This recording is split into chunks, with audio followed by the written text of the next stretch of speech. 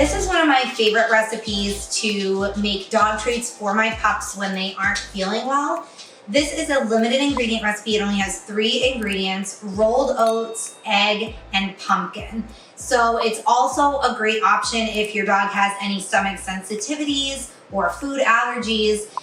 This is a really easy recipe to make where there's only 3 ingredients, so it's fast. It's easy. It can definitely be used for any dog, but it's especially helpful if your dog is having some upset stomach issues. The ingredients in this help to settle the stomach and get his digestion back on track.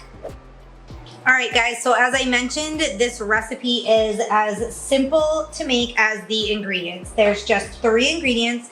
The first one I have already in my mixing bowl here. Before we get started, I preheated my oven to 350 degrees Fahrenheit, and I also have 2 cookie sheets back here that are lined with parchment paper. So I get that stuff done first and then make my dough. In my bowl here, I have 3 cups of the rolled oats.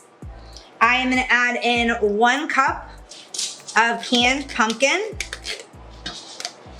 and then I have 2 eggs.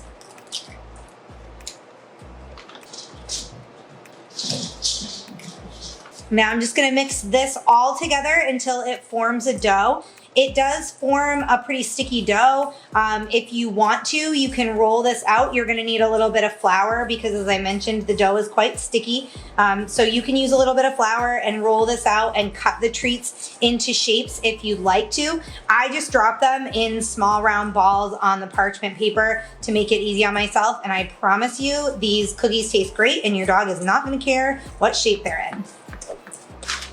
All right, I've mixed everything together here. It's mixed nice and evenly. There's no chunks of pumpkin in there, and that's what you're looking for. Once it's done, like I said, I just make little balls. I usually do about teaspoon-sized balls of dough and just place them here on the parchment paper. If you'd like to roll them out and cut shapes, you can certainly do that.